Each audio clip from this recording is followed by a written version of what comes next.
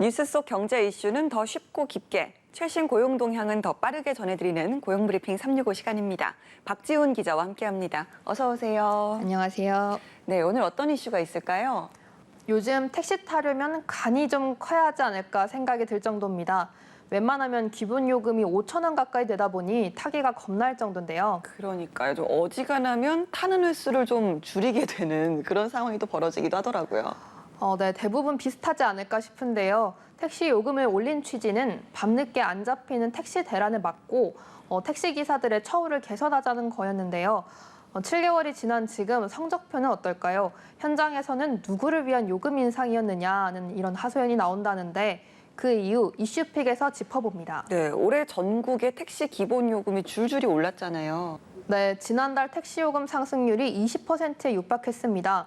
서울 등 수도권은 1,000원 올라서 4,800원이 됐고 강원과 전남을 제외한 전국이 4,000원대를 올랐는데요. 1997년 외환위기 이후 가장 많이 상승한 겁니다. 그렇다 보니 시민들은 택시 타기가 좀 겁난다는 반응이 어찌 보면 자연스러운 거죠. 버스와 지하철 막차 시간 전에 약속 자리를 마무리하는 택시 통금이란 말까지 생길 정도니까요. 네, 사실 요금을 올리는 취지가 이제 첫 번째로 택시 기사들의 처우를 개선하자는 거였는데 이 부분은 좀 나아졌을까요? 네, 회사가 임금 체계를 바꾸면서 결국 임금도 제자리 걸음이라고 합니다. 바로 기준금 때문인데요. 기준 운송 수입금의 줄임말로 기사가 회사에 매일 내야 하는 최소 금액으로 2019년 폐지된 산업금과 좀 비슷한 개념입니다. 서울시는 요금을 올릴 당시 택시 회사들의 기사에게 받는 기준금을 최소 6개월 동결하라고 확약서를 받았었는데요. 네. 자, 요금 인상이 이제 기준금 상향으로 이어져서 기사의 수입이 줄지 않도록 한 일종의 안전장치다. 이렇게 이해하면 될까요? 네, 그렇습니다. 하지만 문제는 확약서에 명시된 종료 시한이 지나면서 회사들이 기준금을 올리고 나선 건데요. 택시기사로선 시름이 깊어질 수밖에 없는 겁니다. 요금 인상 후 안 그래도 택시 이용객이 크게 줄어 허리띠를 졸라맸던 터에 기준금마저 오르면서 실질 수입이 더 줄기 때문입니다. 네, 그러니까 기사들의 처우 개선을 위한 처방전이었는데 결과적으로만 본다면 오히려 독이 된 셈이네요. 그렇죠. 사정이 이렇다 보니 그만두는 기사가 많습니다. 정부가 요금 인상을 예고했던 지난해 10월 법인 택시 기사는 7만 3천여 명이었습니다. 그런데 지난 7월에는 7만 100여 명으로 나타났습니다. 매달 적게는 200명, 많게는 700명 가까이 되는 법인 택시 기사가 빠지고 있는 겁니다. 네. 자, 그러면 기준금을 좀 낮추거나 인상 시기를 늦추는 것 같은 이런 방법은 좀 안 될까요?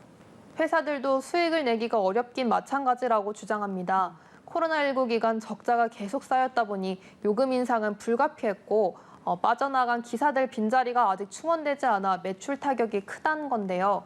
여기에 유류비와 보험비 등 유지비까지 올라서 기준금을 인상하지 않고선 버텨낼 재간이 없다고 하소연이 나오는 이유입니다. 네, 자, 택시 기사도 또 택시 회사도 나름의 속사정이 있는 상황입니다.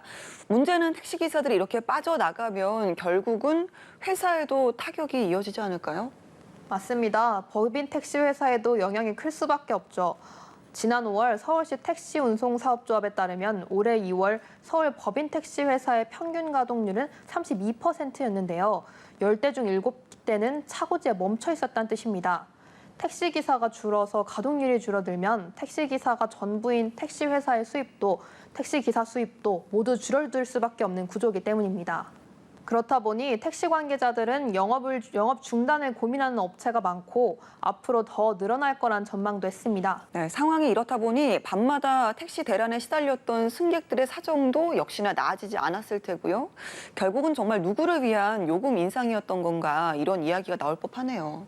네, 택시 요금이 인상돼 손님이 줄고 기준금이 오르다 보니 택시 기사 수입이 줄어서 기사들이 떠나고 법인 회사들의 운영도 어려워지고 택시수 감소로 기존 고객은 여전히 어렵고 결국엔 이런 악순환의 굴레에 빠져든 겁니다. 그렇습니다. 자, 한컷 이슈 오늘 어떤 소식 준비하셨나요?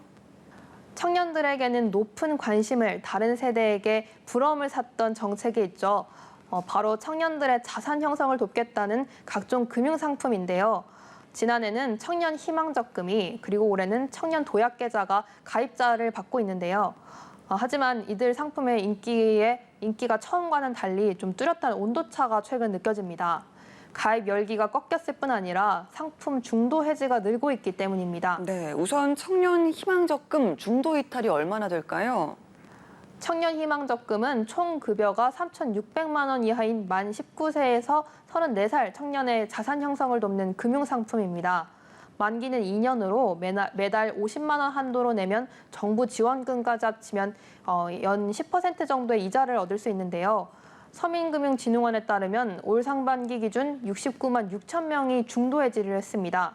지난해 3월 287만 명이 가입했는데 4명 중 1명꼴로 적금을 깬 겁니다. 네, 자, 청년 희망 적금을 확대해서 올해 가입을 받는 청년 도약 계좌, 이것도 마찬가지 상황일까요?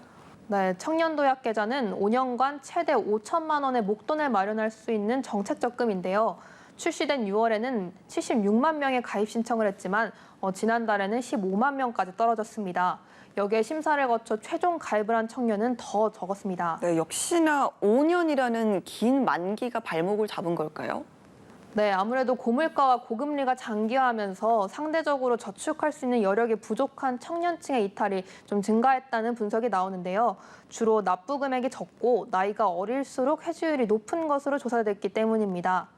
10만 원 미만 납부자의 중도 해지율이 49.2%로 가장 높고 50만 원을 꽉 채운 청년들은 14.8%로 낮았는데요.